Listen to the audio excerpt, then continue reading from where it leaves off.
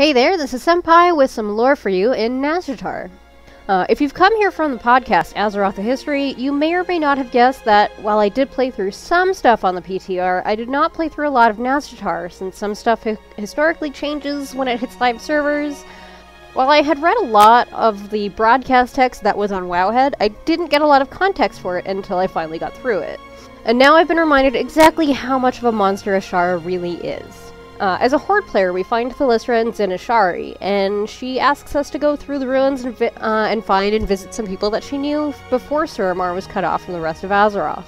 We quickly find out that we're looking for her prized pupil, Savara. Yes, the same Savara who ends up being the first boss in Azshara's Eternal Palace. While going through the ruins, some of the cursed elves blame Thalysra for what happened to Savara, and Azshara herself appears to taunt our friend. We make it to the end where Azshara's memory of the Pact throws us into a very unskippable Warbringer short. Seriously, Blizz? I have 3 characters to go through. After which Thalysra knows that there has to be a reason we're shown this, as she then brings out Savara to, once again, taunt the First Arcanist. Now, all that doesn't seem so bad. After all, it was Savara's choice to serve the Queen and become whatever she is, instead of a cursed ghost trapped in some undeath. Until we look at the Alliance side of things. Thalysra wasn't the only one alive when the Sundering happened. The Alliance have Chandra still aiding in the war effort. We do much of the same thing. We walk around the ruins of Zin-Azshari, but instead we're looking for Chandra's childhood friend Janius. Azshara still goads the elf, and we get the same unskippable cutscene before being punched by Savara, but with one key difference. There's a ghost of a night elf child there behind Savara. A child named Janius, who we talk to and assure him that his friend Chandris is alive and well before he can move on in wisp form. Now, I've cried a lot through Warcraft, but I've made it no secret that I haven't trusted Azshara since reading through the War of the Ancients trilogy over a decade ago.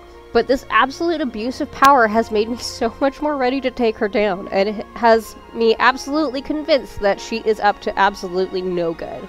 Now, since going through the story, a lot of other things in life and in-game, I've been able to see much of the fight against Azshara as well as the ending cinematic to the raid.